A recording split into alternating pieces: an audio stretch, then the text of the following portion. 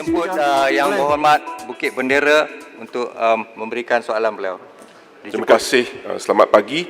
Soalan saya meminta Menteri Perumahan dan Kerajaan Tempatan menyatakan perkembangan terbaru berkenaan pilihan raya Kerajaan Tempatan. Terima kasih Yang Berhormat. Saya jemput Yang Berhormat Menteri untuk menjawab soalan tersebut. Bismillahirrahmanirrahim. Alhamdulillah. Saya ucapkan terima kasih kepada Bukit Bendera kerana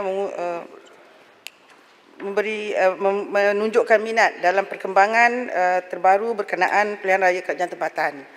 KPKT semenjak tahun 2018 hingga sekarang masih lagi dalam penyediaan kertas untuk dibentangkan dalam kabinet yang disasarkan pada tahun 2021 pertengahan.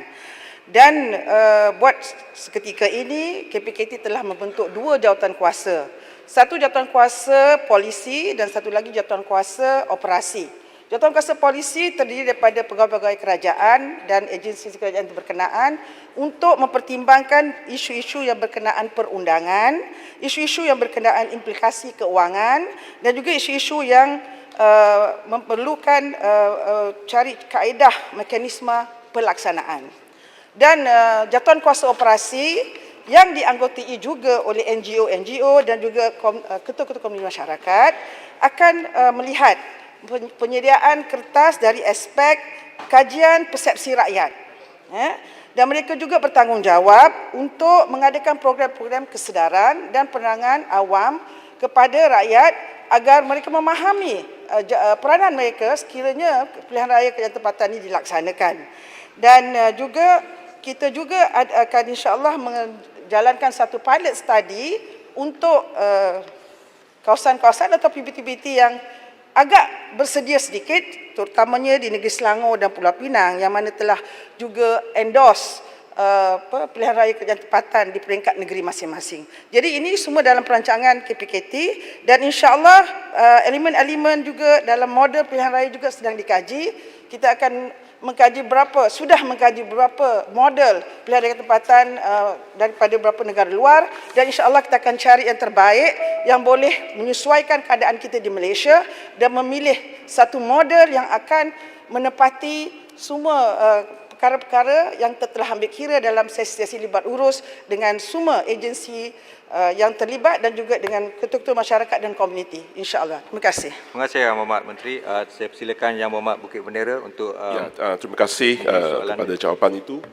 Saya ingin menanyakan apakah kekangan dari segi undang-undang, apakah pindahan undang-undang yang perlu dibuat dan apakah proses dan setakat mana, kerana soalan ini saya sudah tanya 2 tahun lalu dan saya mengulangi soalan ini tahun ini untuk mendapatkan jawapan yang berbeza, tetapi nampaknya jawapan yang sama juga masih dalam perancangan. So apakah kesungguhan kementerian dalam aspek untuk melaksanakan soalan saya ialah kekangan perundangan yang perlu dibawa ke parlimen untuk dipindah. Terima kasih Wabi Bukit Bendera. Dipersilakan Yang Berhormat Menteri. Saya kira Bukit Bendera tak perlu tanya soalan banyak kali yang sama. Jadi jawapan dapat yang sama.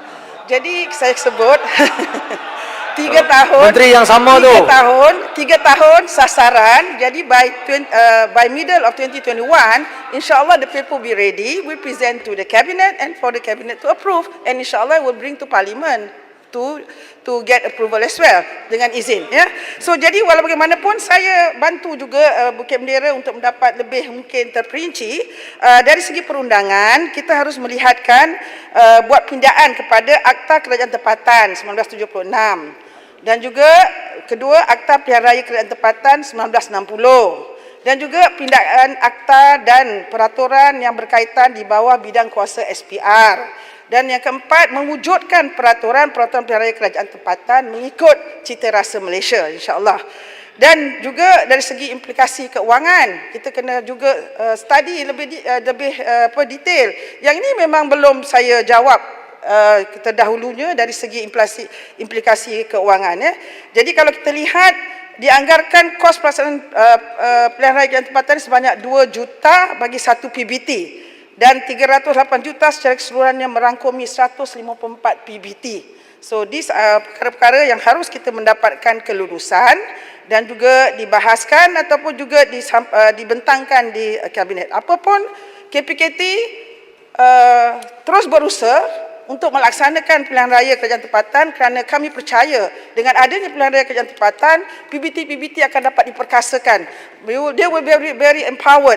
Dengan adanya pemberdayaan kerajaan tempatan, mereka mampu untuk membuat keputusan. Mereka mampu untuk melihat bagaimana untuk meningkatkan ekonomi mereka tanpa kekangan kerajaan negeri dan cuma dan mereka akan bertanggungjawab bila ada pilihan raya kerajaan tempatan ini. Sesiapa yang dipilih akan bertanggungjawab kepada konstituen dalam kawasan mereka dan mereka akan tahu apakah keutamaan perkara-perkara yang harus mereka laksanakan. Saya memang setuju untuk mengangkat agenda ini kerana kita sebuah negara demokrasi, kita sudah buat pilihan raya di peringkat federal, di peringkat state dan sudah tiba masanya untuk kita melaksanakan pilihan raya di tahap kerajaan tempatan. Terima kasih. Terima kasih, Pak Menteri.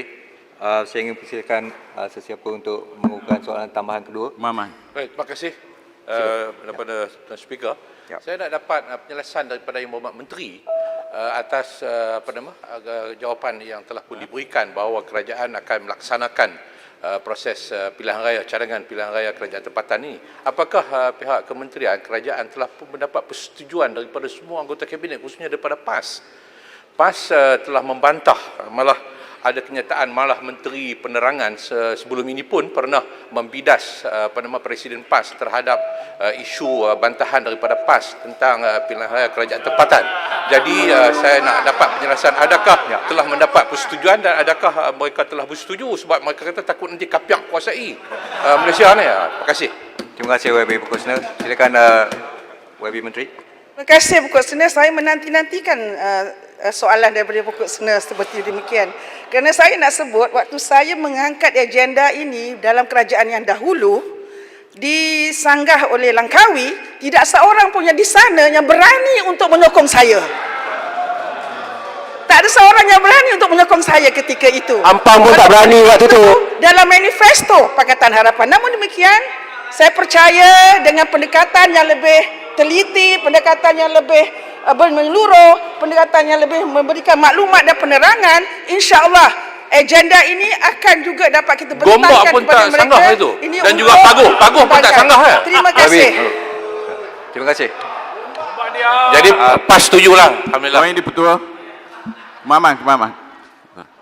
Saya beri peluang.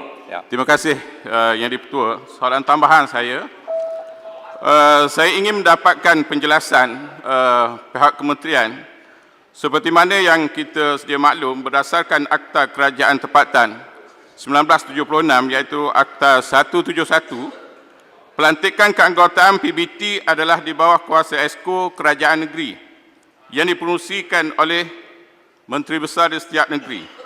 Maka secara tidak langsung ia telah menggambarkan pemilihan PBT juga adalah daripada pilihan rakyat yang memilih kerajaan negeri.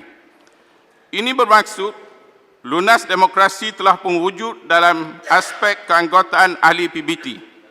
Soalan saya, apakah keperluan mendesak kerajaan jika berhasrat untuk meneruskan pilihan raya PBT ini? Mohon penjelasan. Terima kasih, YB.